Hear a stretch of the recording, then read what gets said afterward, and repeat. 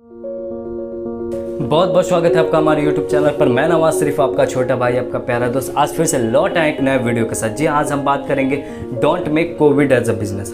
आज जो भी समय से हम गुजर रहे हैं, ये हमारे लिए बहुत ही कठिन समय है, बहुत ही डिफ़िकल्ट सिचुएशन है। और अगर इस सिचुएशन में हमें सर्वाइव करना है तो हमें एक दूसरे की ज़्यादा से ज़्यादा जितना हो सके उतना मदद करना है, क्योंकि ये वायरस तो लोगों की जान ले ही रहा है। उससे ज़्यादा लोग भूख की वजह से, शॉर्टेज की वजह से मर रहे हैं। जरा सोचिए, जिनकी इकोनॉमिक कंडीशन अच्छी है, नॉर्मल है, वो अपने फैमिली को फिट करने में इतनी प्रॉब्लमें आ रही हैं, उनको अपने फैमिली को फिट करने में इतनी परेशानियां आ रही हैं, शॉर्टेज भी हो जा रही हैं। तो ज़रा सोचिए वो लोग कैसे अपने फैमिली को फिट कर रहे हैं, जो रोज़ काम करते हैं उसके बाद उनको पैसा मिलता है और उस पैसे से अपने फैमिली को फिट करते हैं। वो कैसे सर्वाइव कर ले रहे हैं, वो कैसे सर्वाइव कर पा रहे हैं। अगर हम उनकी मदद नहीं करेंगे तो वो जाहिर सी बात है वो सर्वाइव नहीं कर पाएंगे। और ब्लैक मार्केटिंग इतनी बढ़ चुकी है कि खाने पीने के सामानों से लेकर ऑक्सीजन, बेड्स, एम्बुलेंस तक की ब्लैक मार्केटिंग हो रही है। ये लोग जो भी इनके पीछे हैं, ये लोग सोच रहे हैं कि हम लोगों की मजबूरियों का फ़ायदा उठाकर बहुत बिजनेस बढ़ा लेंगे, बहुत ज़्यादा पैसे कमा लेंगे। हालांकि ये ज़्यादा नहीं, लेकिन हाँ, इनके लालच की वजह से किसी की जान तक जा सकती है। एक औरत को जो डायबिटीज़ की पेशेंट है, उसको इंसुलिन सिरिंज की बहुत ज़्यादा ज़रूरत है। वो मार्केट में जाती है, सारी दुकानें बंद है, एक शख्स स्टॉक में बहुत सारी ज़रूरत की सामानें ले जा रहा था और उसमें सिरिंज भी रखा हुआ था। ये औरत उसके पास जाती है, कहती है मुझे सिरिंज दे दो, मैं इसके पैसे देती हूँ, मुझे बहुत ज़्यादा ज़रूरत है, मुझे मेरी प्रॉब्लम समझो। वो कहता है कि माफ़ कीजिएगा, ये सिरिंज के इस प्रोडक्ट्स की मुझे ज़रूरत है, मैं नहीं दे सकता। इतना कह के वो कुछ दूर आगे जाकर रुक जाता है। फिर सोचता है कि मार्केट में जो भी सामानों की डिमांड हो रही है, ये सारे प्रोडक्ट्स मेरे पास हैं, और वो ये सोचकर काउंटर लगा देता है और लगता है बेचने। ये औरत तुरंत उसके पास जाती है और कहती है इस सिरिंज का प्राइस बताओ। उस सिरिंज का वो प्राइस नॉर्मल प्राइस से 5 गुना ज़्यादा बताता है। ये कहती है कि तू नॉर्मल प्राइस से 5 गुना ज़्यादा है। वो कहता है कि आपको लेना है तो लीजिए, मैंने कोई आपको ज़बरदस्ती नहीं किया।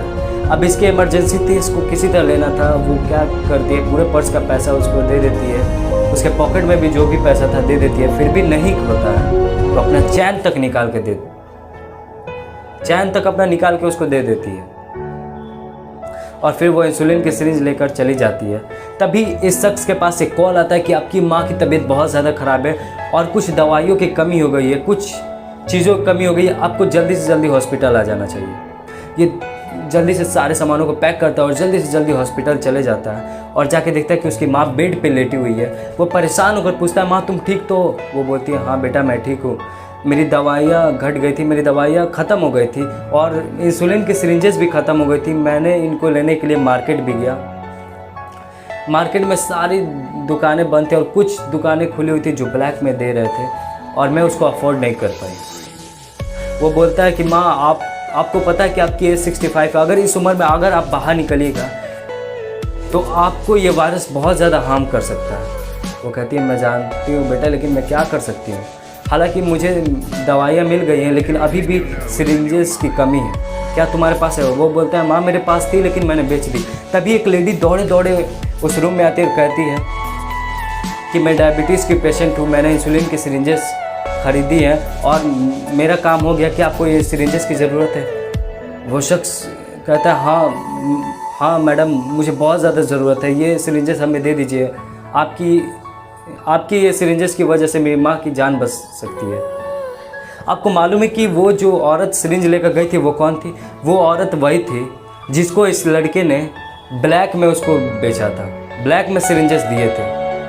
अब ये उसके पास जाता है और उससे माफ़ी मांगता है, कहता है कि आपकी वजह से मेरी माँ की जान बच गई और उस हरकत के लिए मैं आपसे माफ़ी चाहता हूँ, मुझे माफ़ कर दीजिएगा। वो कहती है कि कोई बात नहीं, लेकिन आगे से ध्यान रहे, ऐसा नहीं होना चाहिए। और हाँ, कोई भी सिचुएशन में, कोई भी मुसीबत में, चाहे ये कोविड हो, चाहे कोई भी सिचुएशन में, हमें सबके बारे में सोचना है, ना कि सिर्फ अपने बारे में। We think as we, not me. जी हाँ, अगर आपके भी घर पे कोई मदद मांगने आता है तो आप उसकी मदद कर दीजिए।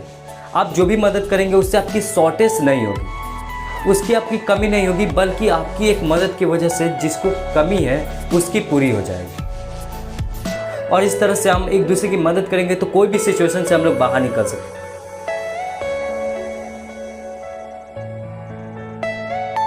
और अगर वीडियो पसंद आए तो लाइक कर दो, सब्सक्राइब कर दो और शेयर कर दो। And stay home, stay fit and stay strong. मिलते हैं अगले वीडियो में, तब तक